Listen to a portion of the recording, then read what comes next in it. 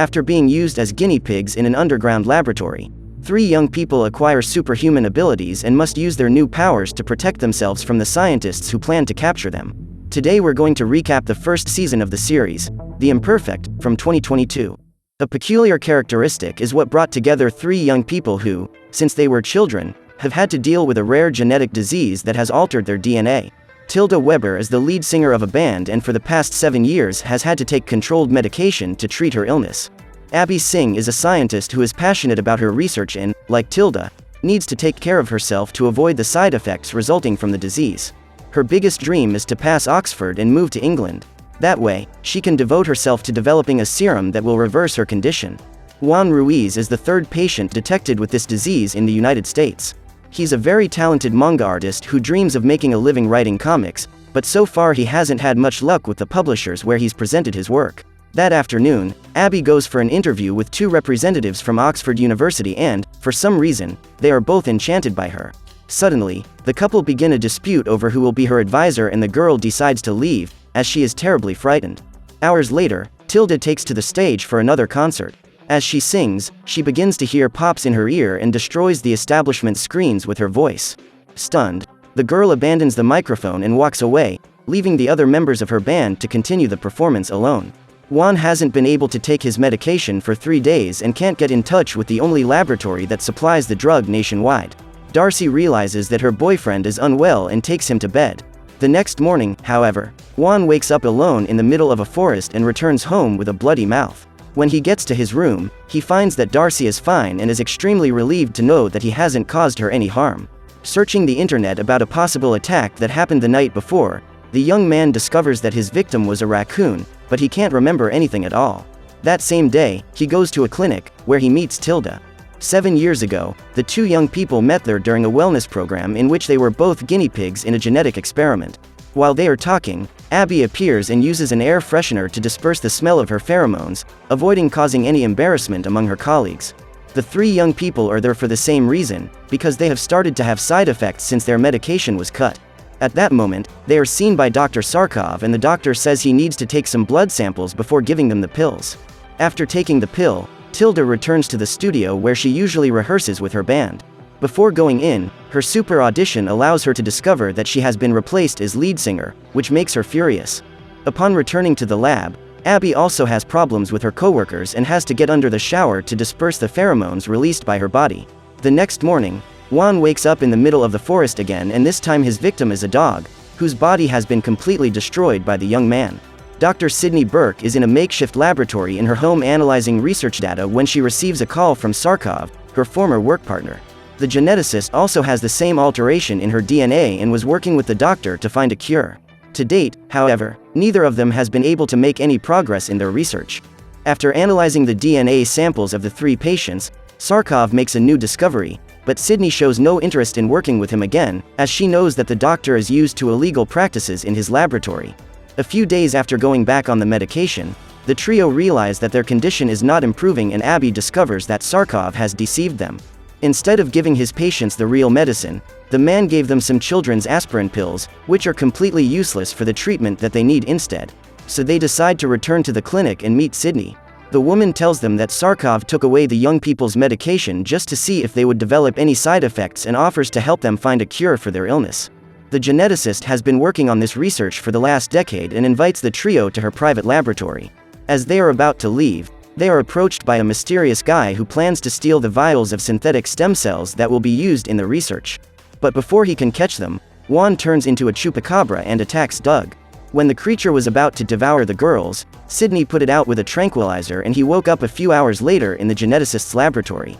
When he discovers that he has eliminated a human for the first time, Juan despairs and Sydney takes the opportunity to study the body.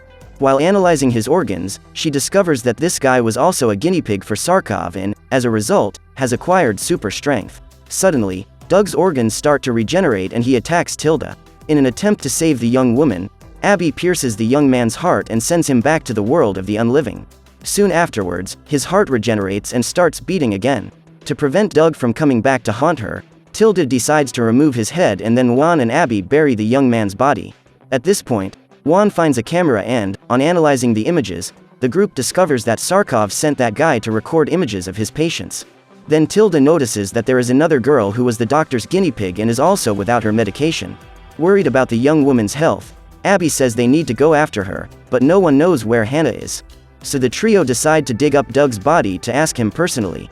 After taking the body to the laboratory, Sydney fits Doug's head in and immediately the two ends begin to join together.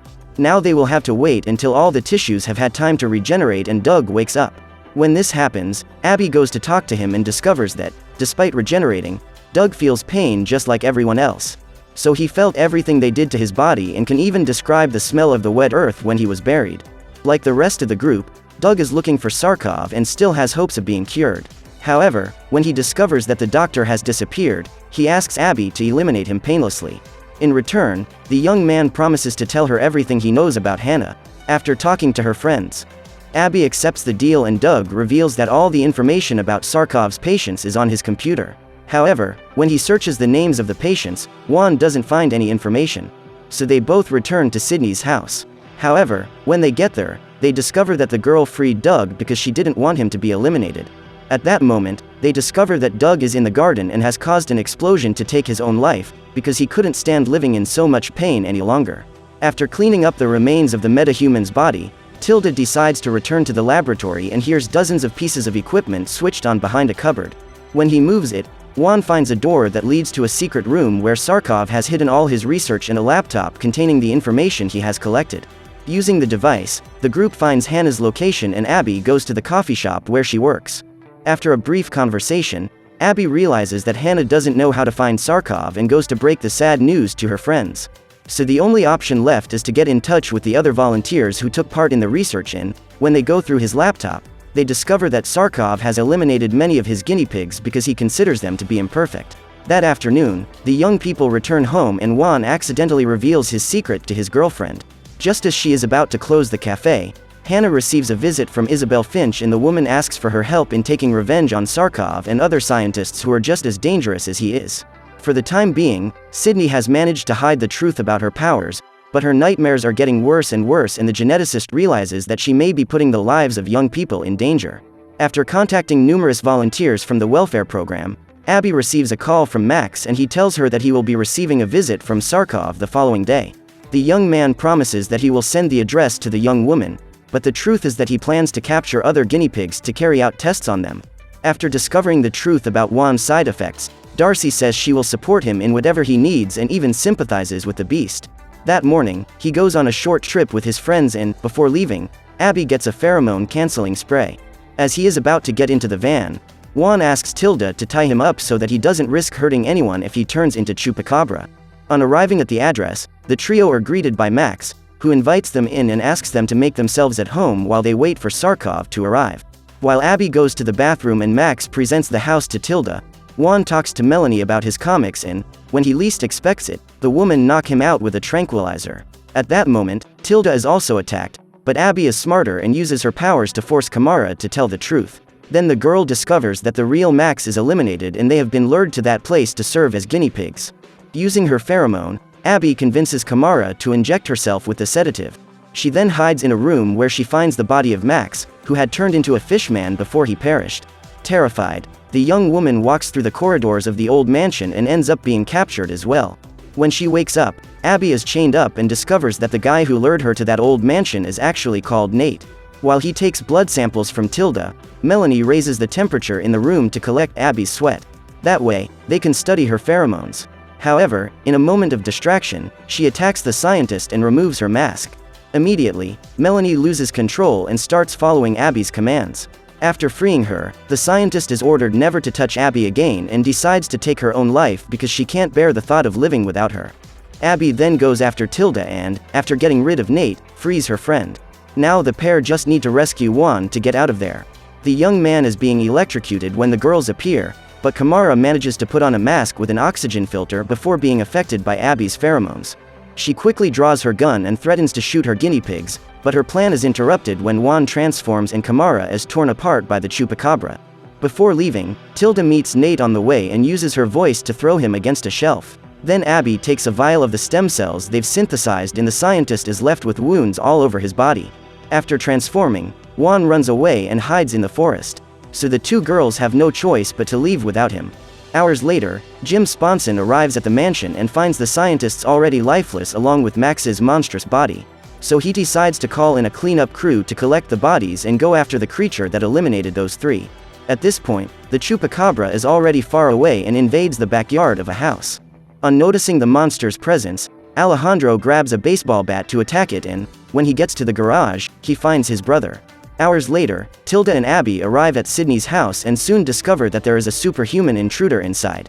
However, they soon discover that this is Owen Schultz, also from the welfare program, i.e. another of Sarkov's guinea pigs, down to making him totally invulnerable to any external threat, and Sydney invites him to do some tests in her laboratory. Juan then goes to talk to his niece and discovers that Paloma never knew he existed. Since their parents perished, the two brothers have been separated and have never seen each other again. Because of everything that has happened between them, Alejandro doesn't want to include Juan in his life again. When he finally gets through to Tilda, the young man says he's fine and tells her he'll be back in Portland soon. After taking Owen's blood samples, Sydney asks him to wait in the garden, and the young man begins to show signs that he is losing control of his powers. At that moment, he spots a girl hiding behind the bushes and goes after her. When he manages to capture Hannah, the young man takes her home and Sydney begins an interrogation. The young woman then claims that she went there to help them look for Sarkov, but Owen is convinced that she is lying and attacks her. At this point, Sydney and the girls get to know his true form and have to lock themselves in the laboratory before they are attacked by the man. As his body is impenetrable, Abby suggests using chlorine gas to block his lungs and prevent him from breathing. When the door opens, Hannah takes the opportunity to escape and Owen wakes up without remembering what happened while he was being dominated by his powers. After investigating the DNA samples from the crime scene, Jim detects 3 possible perpetrators of the attack and Juan is among them. So, after meeting the young man, he forces him to tell him everything he knows about what happened in the laboratory. However, Juan refuses to hand over his friends, so Jim attacks him and is caught by Paloma. He was about to eliminate the witness when Juan transformed and attacked him. After being bitten on the nose, the man gets into his car and drives off. When he gets home, Alejandro doesn't suspect a thing, so Juan says goodbye to his brother and niece and heads back to Portland, where he meets up with his friends again. Before saying goodbye to Owen, Tilda stole his cell phone and now uses the device to contact Sarkov. However, the man soon realizes that those messages were not sent by Owen and manages to escape. So the pair have to make another attempt to contact each other and arrange to take a ferry to the San Juan Islands, where Sarkov has a meeting scheduled for the following morning. When they arrive at the doctor's mansion, they go downstairs and, upon entering the basement, prevent Sarkov from eliminating yet another of the monsters he himself has created. After Zoe escapes, the man decides to go after her before the creature hurts other island residents. While searching for the girl, the man finds her first victim and must hurry if he wants to prevent more people from dying. However, he is surrounded by a group of villagers whose mission is to stop Sarkov from eliminating the young woman. Seeing them approaching, Juan and Tilda hide in the woods while they watch the doctor being taken away. When everyone leaves, Tilda uses her super hearing to find Zoe, but the young woman runs away before they can talk to her. When she approaches a tower, the mutant absorbs all the electricity and then releases it in an explosion. Because of this, she doesn't want to go near her relatives, for fear of hurting them. The big problem is that if the girl doesn't show up, Sarkov will be eliminated. So Tilda comes up with the idea of turning off the electricity to the whole island with her supersonic screams, and Zoe's mother is extremely relieved to see her alive. Suddenly, the generators supply more electricity to the small town and Zoe absorbs all the energy. However, when the young woman is about to explode, Juan uses his own body as a shield and manages to prevent other people from getting hurt. After saving Zoe, the couple takes Sarkov to Sydney's house and soon discover that the scientist has been captured by Isabel Finch. After discovering that the woman was eliminating people, Hannah decided to break her alliance with her and went to warn Sydney that she was in danger. But now it's too late, as the scientist has disappeared without a trace. Then, when Sarkov shows up and attacks the woman to get her to reveal the whereabouts of her former coworker, something completely unexpected happens and the group discovers that Isabel and Sydney are the same person. According to the woman, she didn't know that this was a symptom of her illness and can't even remember what she did while another personality took control of her body. While the scientists are in the lab talking about a possible cure, Sydney's house is surrounded and Tilda saves Juan from being shot.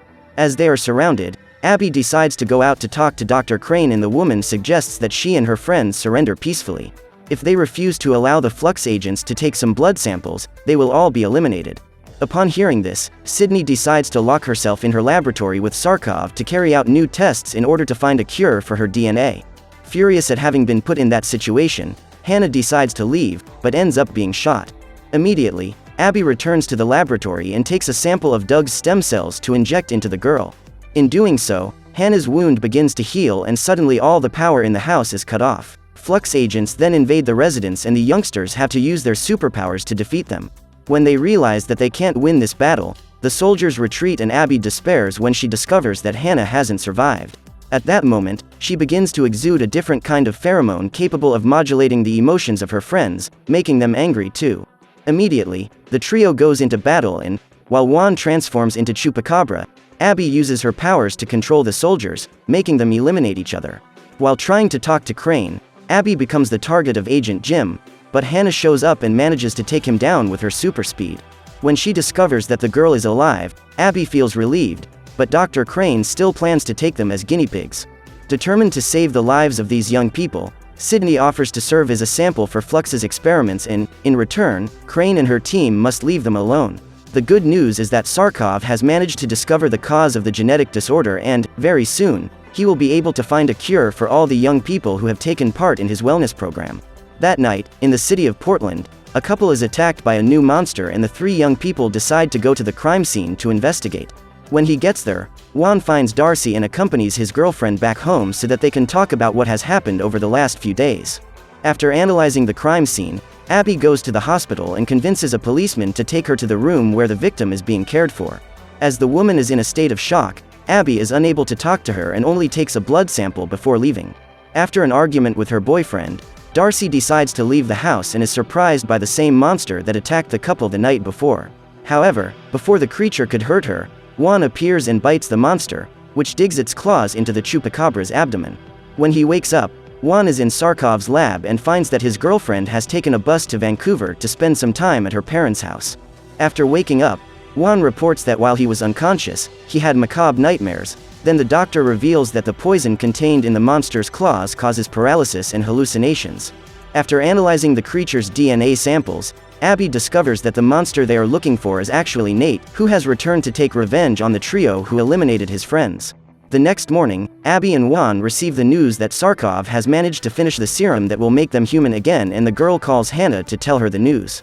Just then, Nate appears and Abby hears the screams of her friend, who is being attacked. She quickly drives to the young woman's house and receives a call from her enemy. The young man says he will only release Hannah when he is cured and becomes the first guinea pig to try the serum. When he wakes up, Nate is relieved to discover that he has regained his human appearance and, as agreed, reveals Hannah's location. The young woman perished dozens of times before being rescued, but Abby promises that she will be the next to receive a cure. Now that the girl has been found, Tilda decides to take revenge for all the people Nate has hurt and, after calling him, uses her vocalization to melt the man's brain. Meanwhile, in Lux's laboratory, Sydney begins to hear Isabel Finch's voice inside her head and starts talking to her. The woman is working on a cure when she discovers that Sarkov has already been able to create the serum and Crane has the body of the first guinea pig he cured. Convinced that they will be cured the next morning, the trio decide to drink to celebrate. However, as their friends fall asleep, Tilda leaves, having changed her mind about giving up her powers. With the help of her alter ego, Sydney manages to free herself minutes before being subjected to her first experiment and attacks Crane. The woman then searches the place for a way out, but soon discovers that she is trapped in a facility in the middle of the ocean. Then, with the help of a lifeboat, Sydney manages to escape and calls home when she reaches the beach. Just then, Juan answers the phone and Abby is relieved to discover that the geneticist is alive. Suddenly, the call is interrupted and Sydney doesn't have time to reveal Dr. Crane's real plan. Tired of depending on Sarkov to find a cure, Abby decides to use her knowledge to replicate the serum he developed, but Juan decides to go after Sarkov and Tilda. Knowing that he won't be able to find them alone, the young man decides to ask Owen for help, but the partnership comes to an end after they break into the wrong hideout and end up fighting a group of criminals. A few hours after fleeing Lux's base, Sydney finally makes it home and finds Abby. The young woman asks the geneticist for help in finding a cure, but she says that Sarkov is the only one capable of recreating the serum. Nevertheless, Abby decides to continue testing other hypotheses and carries out a new experiment using the mitochondria found in Sarkov's cells. After carrying out some tests, the young scientist confirms that she has found the cure, but Isabel accidentally drops the serum and now the only option is to find the doctor to collect more samples of the DNA. What they don't realize is that Sarkov is working with nanorobots capable of invading the body of any animal and controlling its actions. Juan is at his niece's birthday party when he notices a clown arriving and has to eliminate him because he turns out to be a Lux agent. Quickly, the young man has to hide the body and leaves after an argument with his brother. As he has no one else to turn to for help, he decides to call Abby and the girl immediately goes to his friend's rescue. After burying the clown, they follow the clue Juan got after talking to Tilda and manage to locate Sarkov's hideout. When she gets there, Isabel erases the two young people and goes to talk to the doctor to try to convince him to join her in her research. However, at that moment, the man decides to shoot Tilda, as the young woman has refused to be complicit in the new experiments he is working on, and strikes Sydney. When she wakes up, Abby rushes to the hiding place and finds her friend already lifeless. The girl starts freaking out when Tilda suddenly gets up and discovers that she has the ability to regenerate. At that moment, Abby reveals that Sarkov has taken Juan and Sydney, so they both decide to go after him. However, their rescue plan ends up being interrupted by Jim and they discover that, all this time, Sarkov was working for Dr. Crane. So the enemies decide to team up to find out what's going on and the two girls go after the doctor while Jim prevents Flux from trying to capture them. With Hannah's help, the pair manage to reach Sarkov's new hideout and discover that Juan has just received the dose of the serum that will cure him. Sarkov's plan was for the young man to become a chupacabra permanently, but instead he reverts to his human form and loses all his powers.